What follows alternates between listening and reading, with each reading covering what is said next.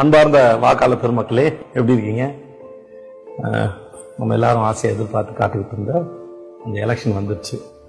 நம்மளை ஆள போறது யாரு, நம்ம யாருக்கிட்ட ஆட்சியை கொடுக்க போறோம், அவங்களுக்கு என்ன தகுதி இருக்கு, அவங்க இதுக்கு முன்னாடி என்ன செஞ்சிருக்காங்க, அவங்க என்னெல்லாம் சொல்றாங்க அப்படிங்கறத அலசி ஆராய்ஞ்சு ஓட்டு போடுங்க.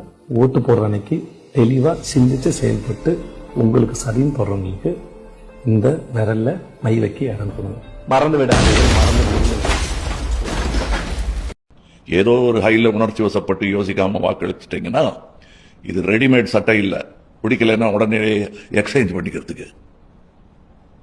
யாரால் நம்மை பாதுகாக்க முடியும், யாரால நம்ம உரிமைகளுக்காக போராட முடியும், யாருக்கு உண்மையிலேயே அந்த எண்ணம் இருக்கு அப்படிங்கறத யோசிச்சு உணர்ந்து வாக்களிப்பது அவசியம். திமுகவில் தான் அது சாத்தியமா என்று கேட்டால் வரலாறு ஆம் என்றே பதில் சொல்லும். நினைவிருக்கட்டும், தேர்தல் நாள் ஏப்ரல் 23. ஏர்லி மார்னிங் அதிகாலையிலே வாக்குச்சாவடிக்கு சென்று ஜனநாயக கடமையை ஆற்றுங்கள்.